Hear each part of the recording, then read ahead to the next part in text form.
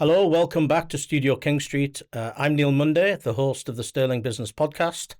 I've got a fantastic guest today to talk about a topic that I think that we're all interested in, which is artificial intelligence, AI for short.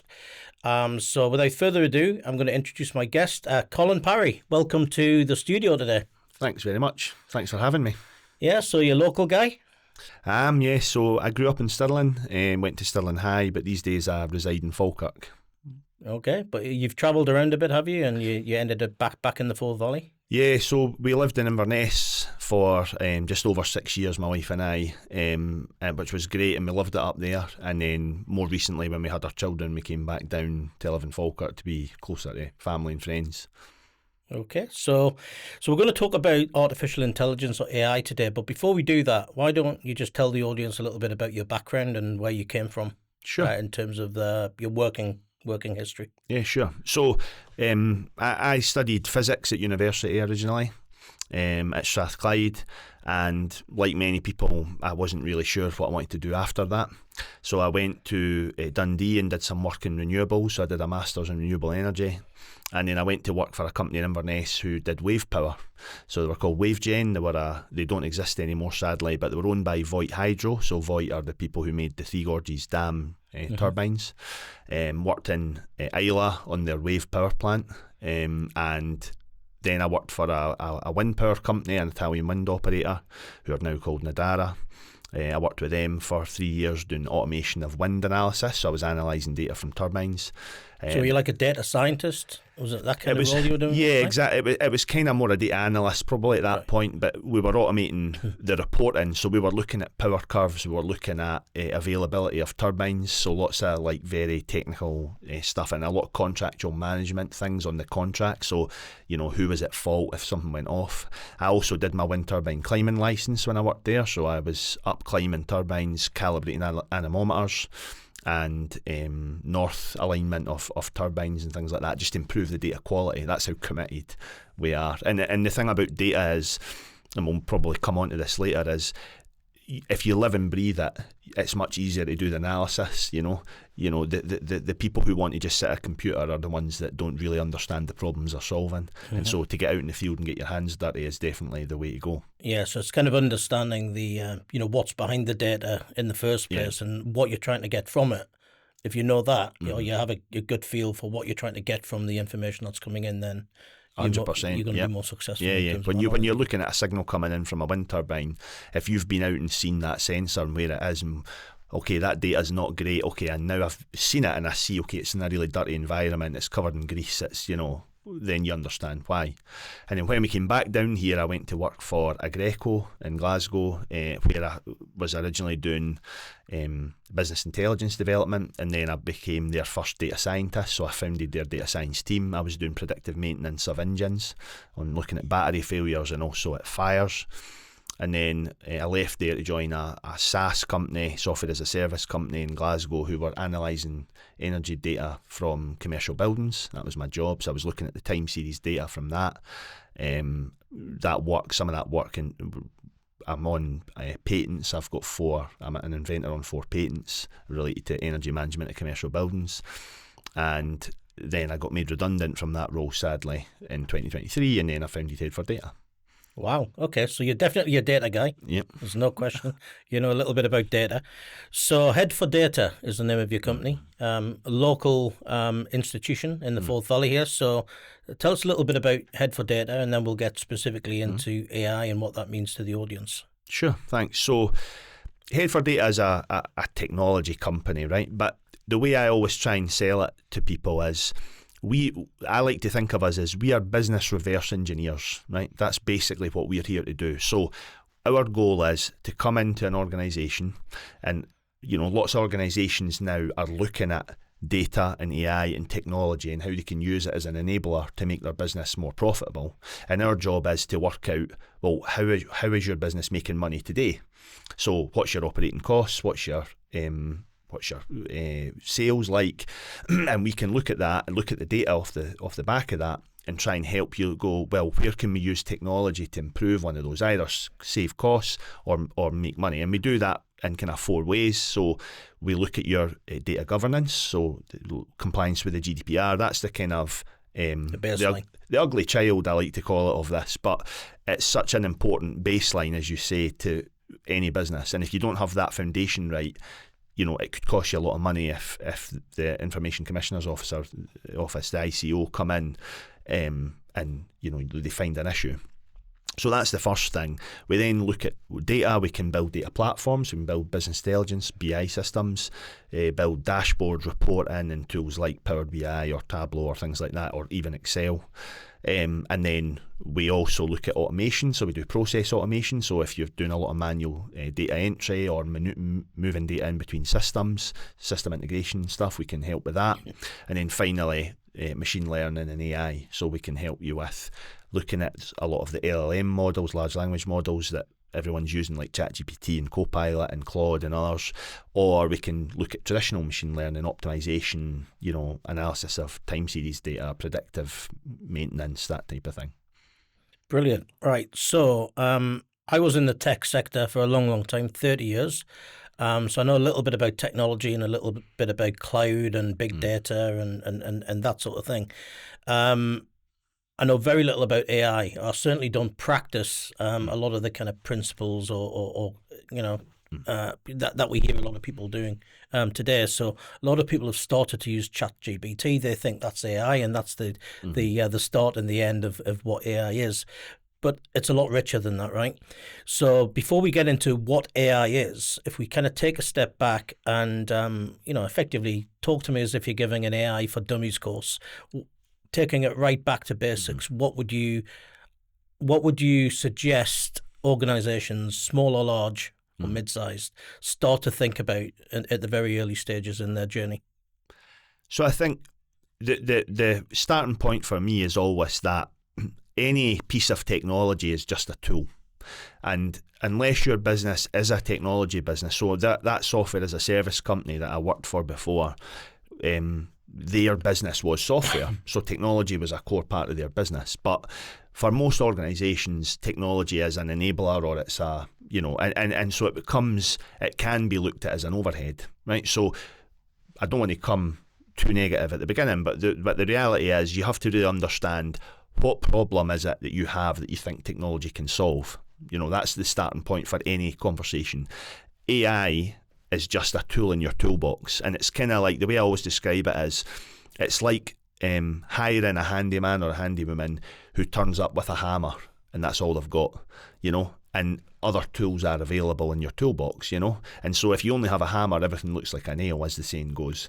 And certainly the case for AI, where people are using it to do things that perhaps isn't right. So to get started, I would always be saying to people, well, what real problem are you trying to solve in your business? Is it, we get asked all the time, can we do this with ChatGPT? And then usually my first question is, well, what is it that you see as the issue you're trying to overcome? And why? And why? And do you want to cut costs? Do you want to increase your sales? Those are two different problems, and the way you would approach them using technology and AI is totally different.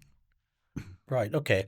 So I've heard you do a presentation historically around breaking it down to the different components of technology, right? AI is not new, right? It's been around a long, long time. It's a means to an end for a lot of business process re-engineering and what have you, as you suggested there. So if you look at the other components of a data strategy, if you like, what are some of those things that you would consider either before or alongside AI, should I say? Yeah, so AI to some extent is can be the final step in a journey of technology, and generally the foundations are around data itself. And oftentimes when businesses go to adopt technology like data or AI or any kind of technology like that, they'll find out that their foundations of data are actually not sound. So maybe their data quality isn't very good, it's inconsistent, there's duplicate data, there's data missing, and oftentimes that's the barrier to adoption, where people say, well, if we could do this, if we had this data, we'd be able to do this with AI. Sure, but then you need to solve the data problem first. And sometimes people don't want to put the work in. What AI is great at is, historically, technology was complicated because you had to do all the thinking up front. So if you wanted to implement a piece of technology, I know you worked with some big vendors before, you had to do all the thinking of how that would work at the beginning. So you had to really plan things out. What AI allows people to do is have that problem solved later in the process. So you can let AI do some of the upfront work. Now that can be good and it can be bad, because it can make you lazy and it can make people say, okay, I'm not going to deal with my data quality because I'm just going to brute force it using AI. And, that might get you somewhere, and in some cases that might be okay. But if you don't address the foundations, then, it's the usual thing where if you put rubbish in, you get rubbish out.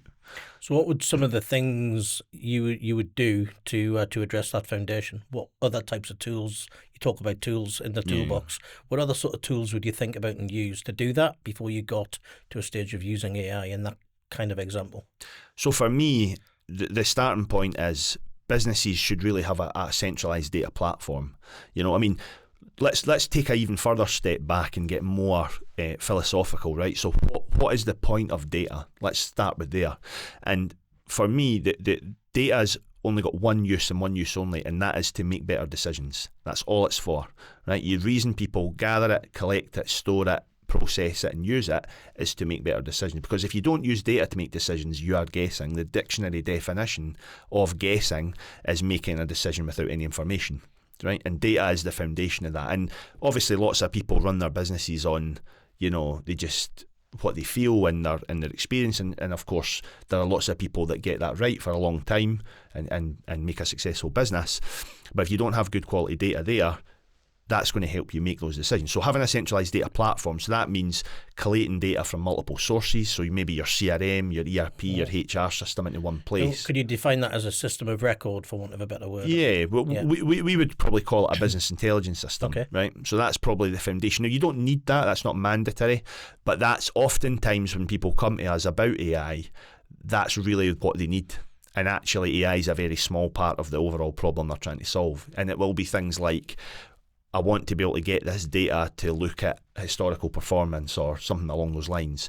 Can I do that with Copilot or with ChatGPT? And we think, well, actually you could do that in a business intelligence system, because what AI is really good at is non-deterministic things, right? So determinism is just for a given input, you get a given output, right? If it's messy, as in, so if it's a well-defined process that's repeatable, AI is often the wrong tool for the job. So when you talk there about tools, that would be something that you would just use. You could use traditional automation to automate. Because if you know that when A goes in, B comes out, and you want that to happen, that's not really an AI problem, right? It's just a process that you want to automate. Where AI becomes useful. That might be a simple integration between one tool and another tool. 100%. So there's cloud tools you can write. I mean, we have software developers in Head for Data who write code, and you can do that with code, and that's deterministic then. So you know that if with input A you get output B. AI is not like that. If you ask two AI models the same question, you're going to get two different answers. In fact, even if you ask the same AI model the same question twice, scary, you'll get different answers, right? Because there's a certain randomness to them. And where AI is good is where then the intent is unknown. So for things like chatbots, where there's not really a defined process flow. So as in, a customer may land on your website, they may have a question, they may an unstructured data source. It might be voice, it might be... Exactly. But even then, you can still process that data to make it deterministic, right? So determinism and structured is kind of two separate things. Structured would be a table is structured. As you say, voice or maybe logs from systems can sometimes be unstructured data, but that might be repetitive unstructured data, which makes it deterministic, if that makes sense. But if it's non-repetitive, as in, so a good example might be voice has multiple languages or multiple dialects or different things, then it becomes messy. That's where AI does become useful. And using it in that way is more complicated, right, than just normal process automation, or where intent is unknown. So if someone lands on your website and you have a chat bot, for example, you don't know what they're going to ask up front, right? Whereas if you go on a website to book a room in one of your buildings, you've got a process for that. You need to know their name, their address, their payment details. There are deterministic things that you need to know every time. Right, okay. So examples of some other tools, you talked about automations being a tool set in itself, if you like, or a bunch of tools. Web tools, I guess they wouldn't be regarded as AI as such, but it's a different category. What other types of tools within that portfolio should organizations be looking at as part of that data intelligence strategy? Yeah, well, I think it comes down to, what are your processes in your business, right? And many businesses have really well-defined processes, particularly if they've got accreditations like ISO 9001. So we have ISO, we have 9001, which is the quality processes, and then we have 27001, which is cybersecurity. And obviously for 9001, for quality processes, you need to have well-defined processes. Now, if you have well-defined processes, you can then decide which processes need a person and which don't. So examples of that might be, I take data from an email inbox and I manually enter it into a financial tool like a Xero or a Sage or whatever, right? That process could probably be automated without a human. So you want to remove the human in the loop part of that. But then that same process might have an invoice creation part of this. And you might want a person to check the invoices before they go to a client. So the process of entering the data can be fully automated, but the process of creating invoices would be augmented. So the invoice would get created manually, but the invoice would get created automatically, but we wouldn't be sent automatically because you'd want a human to check it first. So this is where you really need to take your processes, dissect them. And at the beginning I said we're business reverse engineers. This is where this theory and this logic comes in. Clearly we're not experts in every single business, but what we are really good at is understanding the processes and how a business works, and how to apply tech to those processes in the right way, absolutely, with the right tools. 100%. So fundamentally the way I always approach it is every business. So if you're listening to this and you're a business owner, your business is a group of people working towards a shared goal. That's it. That's what business is. The next level down is those people follow a bunch of processes to work towards that shared goal, right? So that's level 2. That's the level that you can optimize as a business owner.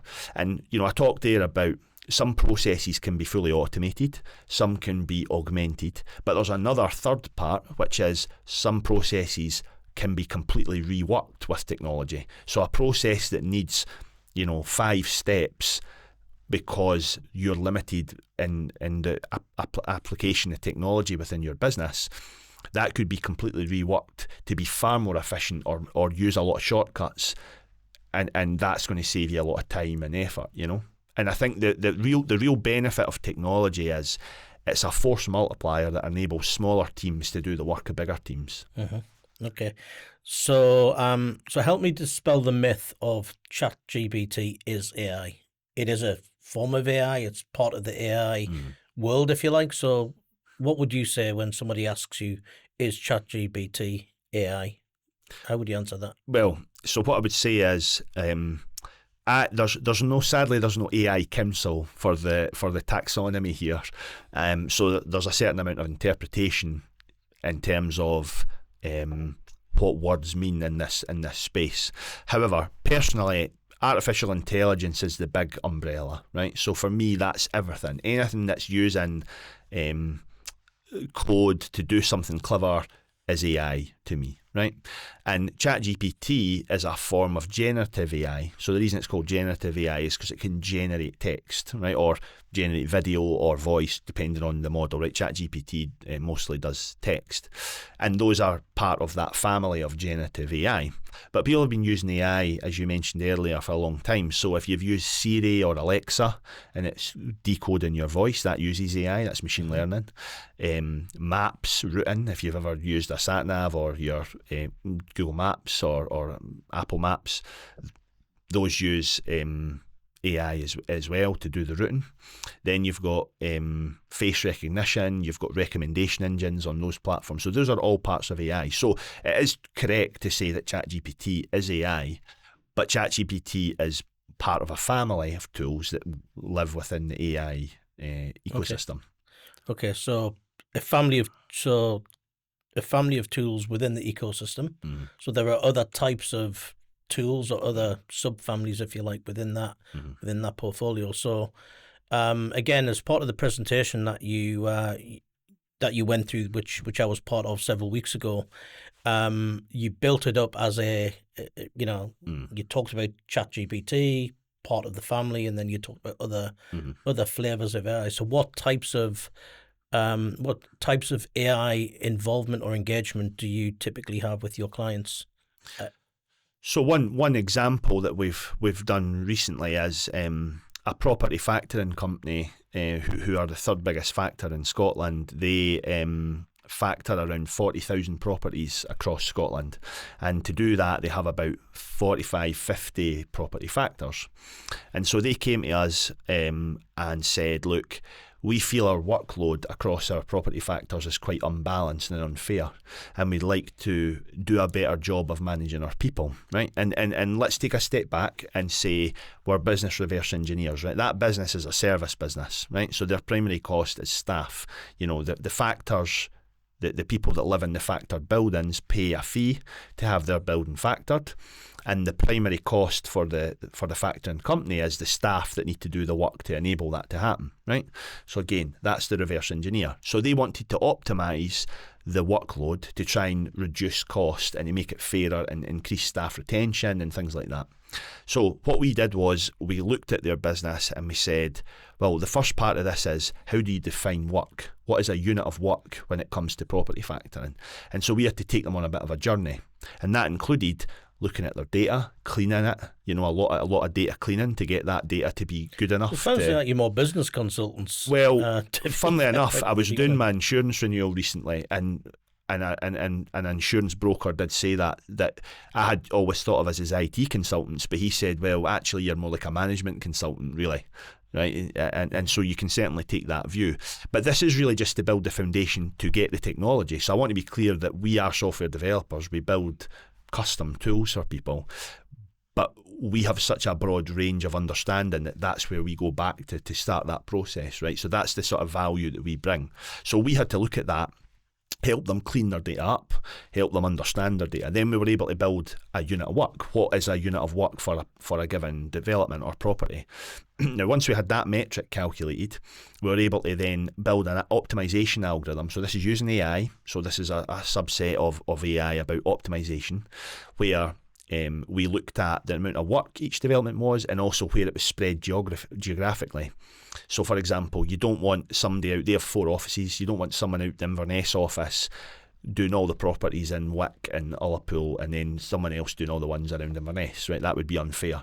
So the algorithm had to take account of that. Travel time was one of the metrics. So we looked up the travel time from their offices to every development and worked out and took that into account when we built this algorithm. So that optimization algorithm was the AI part, where we were able to say, look, now we think this is who should get which property, and there was rules based on seniority and experience and things. So we had categories of end users, if you like, of the algorithm and developments, and they did that with us, and they loved it. And when you go for an interview there now, they actually show you that to show you, look, we take care of our staff. Mm-hmm. Right? They are a very caring business in terms of they want to keep their staff present and engaged. They've got a lot of good people that work there, and it was a real success.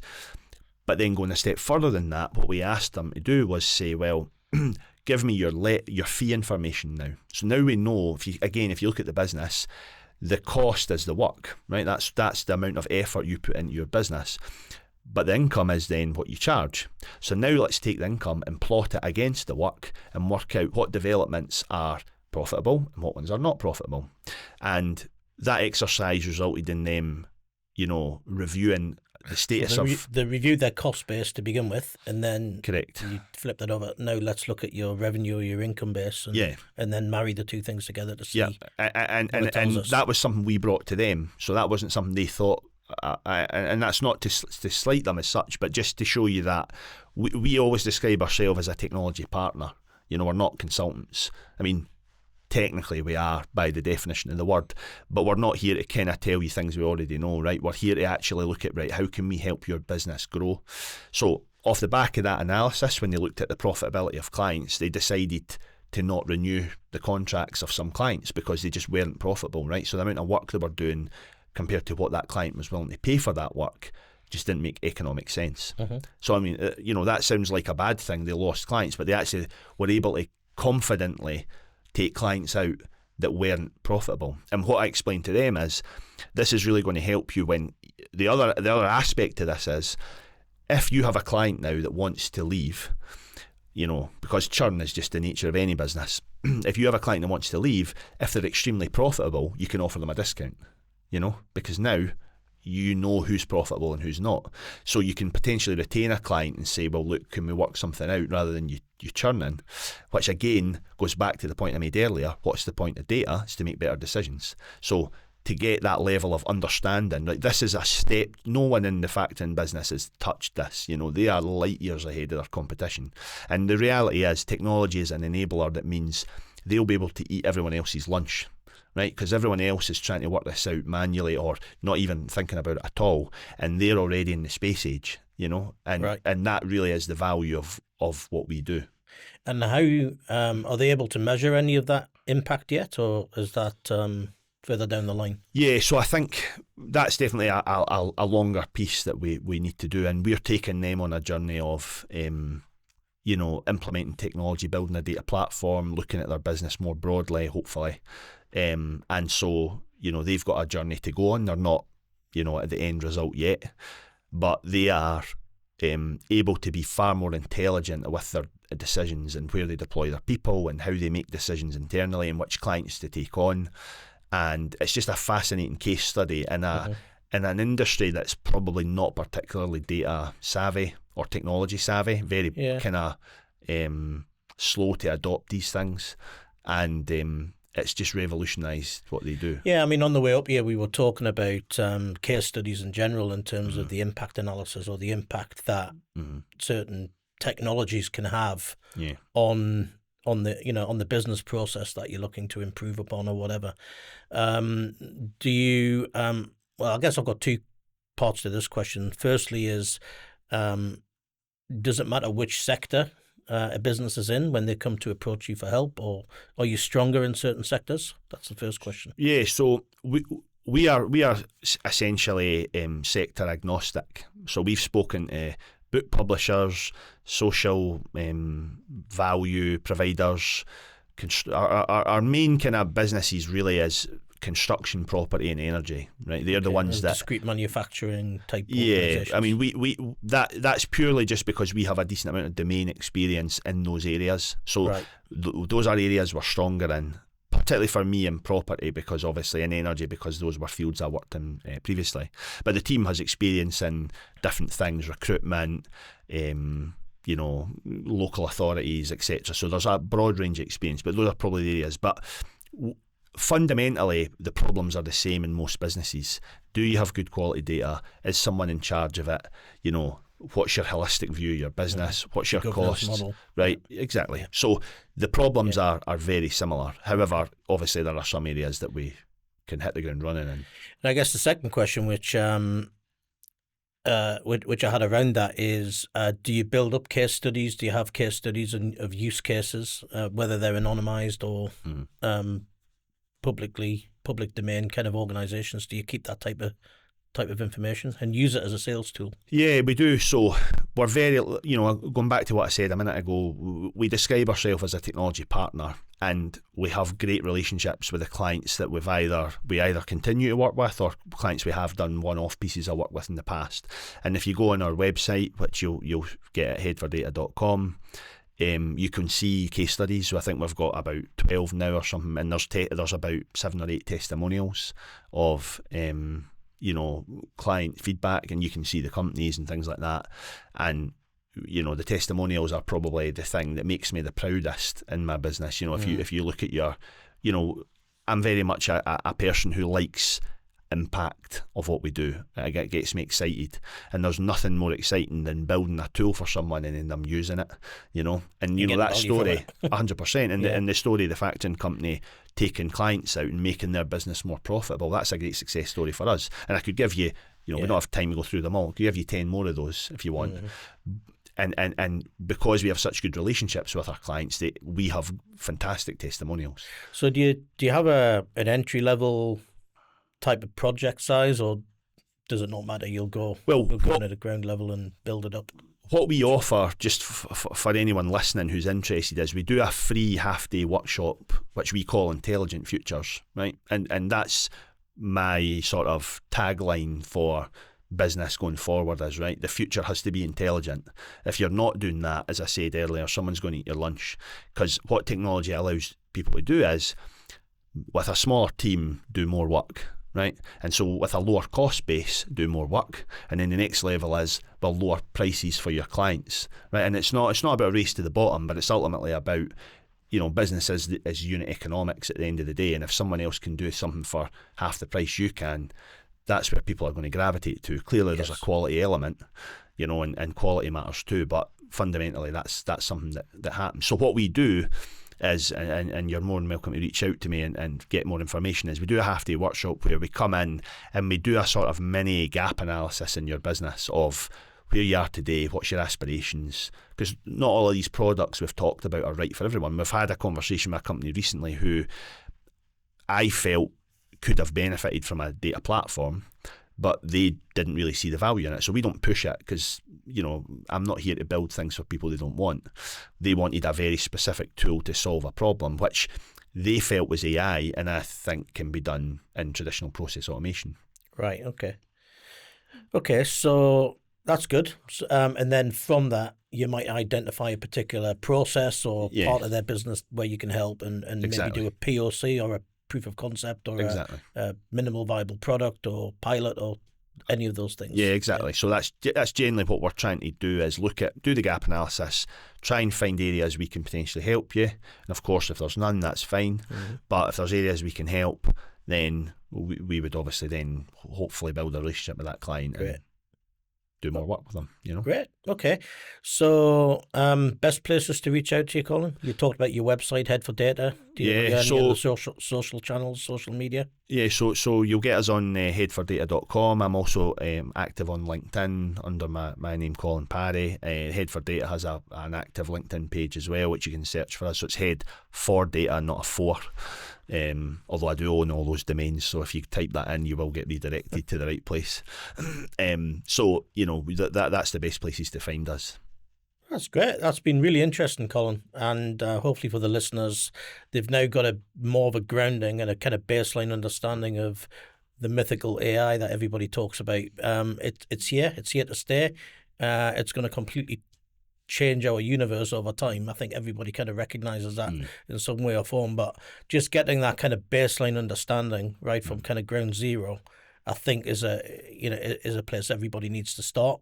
And the industry doesn't do a good job at that, right? It doesn't do a good job of educating people, like you've done with us today. So thank you very much. No problem. Thank you for having me. And don't be a stranger. Come back and visit us again. Yeah. So thank you, Colin, for coming in today. Colin from Head for Data, and talking about all things AI, really kind of simplifying what it is and why we should all be interested in kind of looking at it. So join us again on the Stirling Business Podcast from Studio King Street very soon.